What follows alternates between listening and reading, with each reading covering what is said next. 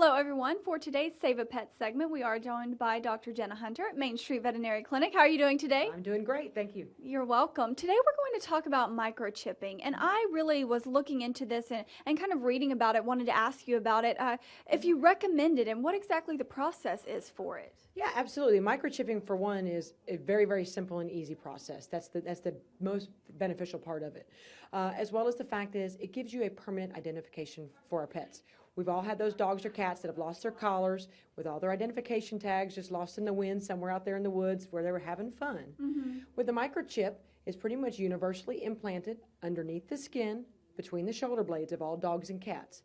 Some of them will move around just a little bit, but basically it just takes an office call appointment to your veterinarian. A lot of times people, if they're going to be spayed or neutered, we can do it at that time because at least the pet is asleep. It's just almost like getting an extra shot, just a little bit bigger of a needle.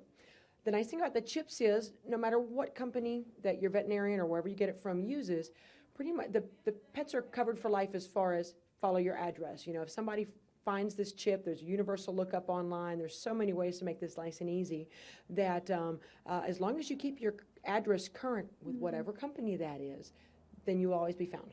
Wow. Yeah, and that's all it takes. And pretty much all the shelters, almost every veterinary clinic has either purchased or been provided with one of these scanners. And it's just a very simple, if you find a stray, it's one first thing to do. People ask us, what do I do with this stray? Well, call your veterinarian, see if they use microchipping, let them scan it. If there's a tag in there, we can find that owner. And we found them on more than one occasion, and some that have been missing for many, many months. Wow. So tell me what the process is to actually go ahead and implant it, or I guess. Yeah, basically, if you've ever watched us give vaccines to your dog, it looks about the same. We just lift the skin, put in this needle, and insert it. It's about the size of a grain of rice. It's a little bit metal in nature. There's misnomers out there. They do not cause cancer or have any issues with that. People do ask me that on occasion because you can find anything on the internet. But there's been nothing on those parts. Now, the ones that are out there, majority right now, are not GPS type trackers. There's one that's being developed and started to be marketed at the moment. It's just very, very expensive on there.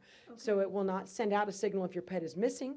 However, if your pet is found and people do the right thing by them and find them, you're going to find those chips and they're going to find you. And all it is actually using a scanner and scan that over, and then it comes up if the pet actually has it? Absolutely. You get a unique number and you write that number down, and again, you can actually Google, microchip lookups, and there's a universal website there. You type it in, it'll tell you what brand it is, the phone number of that company, and you call them up and say, hey, I have a dog at this chip number.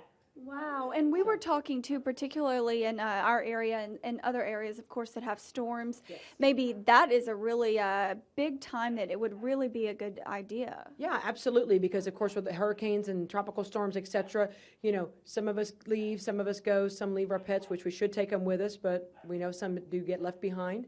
And if your pet gets out because the fences are down, that's one quick way that we can make sure you get reunited, with your loved one. Absolutely, be able to, be able to hold on to them that way. And just the more that we can do, I guess, really, that's not going to hurt anything. It's going to help you. Absolutely, and it's pretty inexpensive.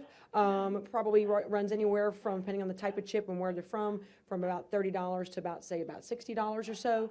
And with those, again, you generally get a universal registration with them. They always try to upsell you a year later and sell you extra stuff, but your chip is registered for life with those companies. Wow, okay, good to know. Thank you, Dr. Hunter. We appreciate that. And now let's go visit our pet of the week. All right, we're calling this one Old Fella. This is one of the veterans, and you can see this is a nice lab, probably about 7 or 8 years old. Look at his sweet face. He obviously was taken care of. Even if you're seeing this segment and you think that this is your dog, you should contact the Lumberton Police Department and ask them to connect you to Lumberton Animal Control. And if the owner isn't coming forward, this guy is up for adoption.